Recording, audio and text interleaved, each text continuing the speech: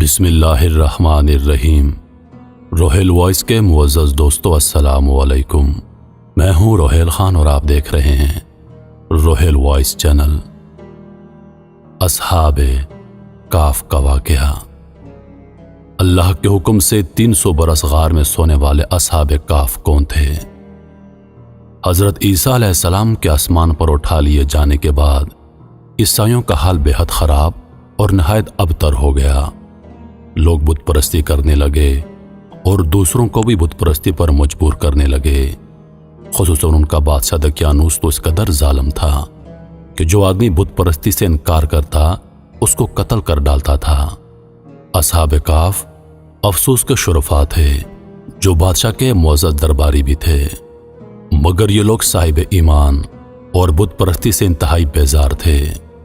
دقیانوس کے ظلم و جبر سے پریشان ہو کر یہ لوگ اپنا ایمان بچانے کے لیے اس کے دربار سے بھاگ نکلے اور قریب کے پہاڑ میں غار کے اندر پناہ گزین ہوئے اور سو گئے۔ وہ لوگ 300 برس سے زیادہ عرصے تک اسی حال میں سوتے رہ گئے۔ دقیانوس نے جب ان لوگوں کو تلاش کرایا اور اس کو معلوم ہوا کہ یہ لوگ غار کے اندر ہیں تو وہ بے حد ناراض ہوا اور فرط و غیظ و غضب میں یہ حکم دے دیا کہ غار کو ایک سنگین دیوار اٹھا کر بند کر دیا جائے تاکہ یہ لوگ اسی حال میں رہ کر مر جائیں اور وہی غار ان لوگوں کی قبر بن جائے۔ مگر دقیانوس نے جس آدمی کے سپرد یہ کام کیا تھا وہ بے حد نیک دل اور صاحب ایمان آدمی تھا۔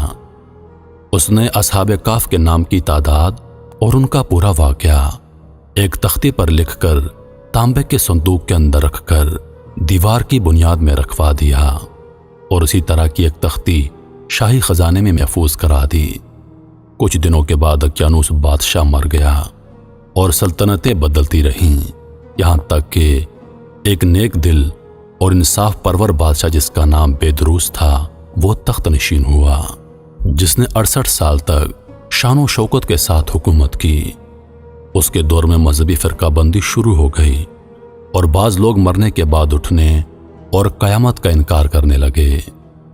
قوم کا یہ حال دیکھ کر بادشاہ رنج و غم میں ڈوب گیا اور وہ تنہائی میں ایک مکان کے اندر بند ہو کر خداوند قدوس عز و جل کے دربار میں نہایت بے قراری کے ساتھ گریہ و وزاری کر کے دعائیں مانگنے لگا کہ یا اللہ کوئی ایسی نشانی ظاہر فرما دے تاکہ لوگوں کو مرنے کے بعد زندہ ہو کر اٹھنے اور قیامت کا یقین ہو جائے۔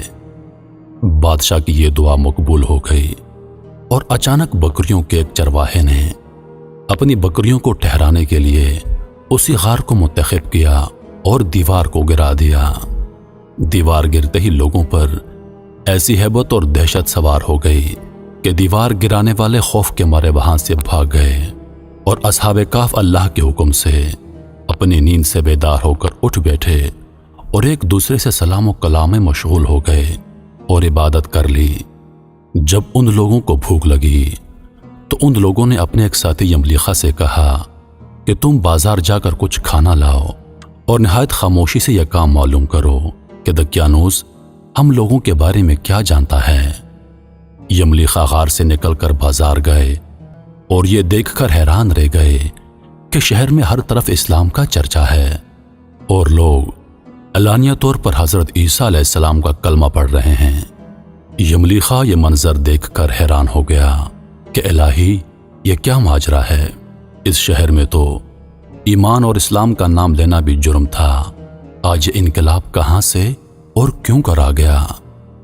پھر یملیخا ایک نان بائی کی دکان پر کھانا لینے گیا اور دقیانوس کے زمانے کا روپیہ نکال کر دیا جس کا چلن بند ہو چکا تھا، بلکہ کوئی اس سکے کا دیکھنے والا بھی باقی نہیں رہ گیا تھا۔ دکاندار کو شک ہوا کہ شاید اس آدمی کو کوئی پرانا خزانہ مل گیا ہے، چنانچہ دکاندار نے ان کو حکام کے سپرد کر دیا اور حکام نے ان سے خزانے کے بارے میں پوچھ گچھ کی۔ چنانچہ دکاندار نے ان کو حکام کے حوالے کر دیا۔ حکام نے ان سے خزانے کے بارے میں پوچھ گچھ شروع کر دی اور کہا بتاؤ خزانہ کہاں ہے؟ یملیخا نے کہا کوئی خزانہ نہیں، یہ ہمارا روپیہ ہے۔ حکام نے کہا ہم کس طرح مان لیں کہ یہ روپیہ تمہارا ہے؟ یہ سکہ تو 300 برس پرانا ہے اور صدیاں گزر گئی ہیں کہ اس سکے کا چلنا بند ہو گیا ہے اور تم ابھی جوان ہو، لہذا صاف صاف بتاؤ کہ مسئلہ کیا ہے۔ یہ سن کر یملیخا نے کہا کہ تم لوگ یہ بتاؤ کہ دقیانوس بادشاہ کا کیا حال ہے۔ حکام نے کہا، آج روئے زمین پر اس نام کا کوئی بادشاہ نہیں ہے۔ ہاں، سینکڑوں برس گزر گئے کہ اس نام کا ایک بے ایمان بادشاہ گزرا ہے جو بت پرست تھا۔ ابھی کل ہی تو ہم لوگ اس کے خوف سے اپنا ایمان اور جان بچا کر بھاگے ہیں۔ ہمارے ساتھی قریب ہی ایک غار میں موجود ہیں، تم لوگ میرے ساتھ چلو، میں تم لوگوں کو ان سے ملا دیتا ہوں۔ چنانچہ حکام اور عمائدین شہر کثیر تعداد میں اس غار کے پاس پہنچے۔ اصحاب کاف یملیخا کے انتظار میں تھے۔ جب ان کی واپسی میں دیر ہوئی تو ان لوگوں نے خیال کر لیا کہ شاید یملیخا گرفتار ہو گیا، اور جب غار کے منہ پر بہت سارے آدمیوں کا شور و غل دیکھا تو وہ سمجھے کہ غالباً دقیانوس کی فوج ہماری گرفتاری کے لیے آن پہنچی ہے۔ تو یہ لوگ نہایت اخلاص کے ساتھ ذکر الہی اور توبہ و استغفار میں مشغول ہو گئے۔ حکام نے غار پر پہنچ کر تانبے کا صندوق برآمد کیا اور اس کے اندر سے تختی نکال کر پڑھی تو اس تختی پر اصحاب کاف کا نام لکھا تھا، اور یہ بھی تحریر تھا کہ یہ مومنوں کی جماعت اپنے دین کی حفاظت کے لیے دقیانوس بادشاہ کے خوف سے اس غار میں پناہ گزین ہوئی ہے۔ تو دقیانوس نے خبر پا کر ایک دیوار سے ان لوگوں کو غار میں بند کر دیا ہے۔ ہم یہ حال اس لیے لکھتے ہیں کہ جب کبھی یہ غار کھلے تو لوگ اصحاب کاف کے حال پر مطلع ہو جائیں۔ حکام تختی کی عبارت پڑھ کر حیران رہ گئے، اور ان لوگوں نے اپنے بادشاہ بیدروس کو اس واقعے کی اطلاع دی۔ فوراً ہی بیدروس بادشاہ اپنے امراء اور عمائدین شہر کو ساتھ لے کر غار کے پاس پہنچا تو اصحاب کاف نے غار سے نکل کر بادشاہ سے ملاقات کی اور اپنی سرگزشت بیان کی۔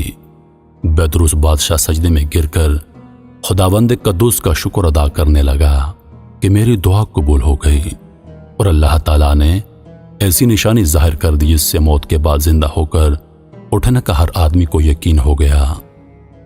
اصحاب کاف بادشاہ کو دعائیں دینے لگے کہ اللہ تعالیٰ تیری بادشاہی کی حفاظت فرمائے، اب ہم تمہیں اللہ کے سپرد کرتے ہیں۔ پھر اصحاب کاف نے السلام علیکم کہا اور غار کے اندر چلے گئے اور سو گئے۔ اسی حالت میں اللہ تعالیٰ نے ان لوگوں کو وفات دے دی۔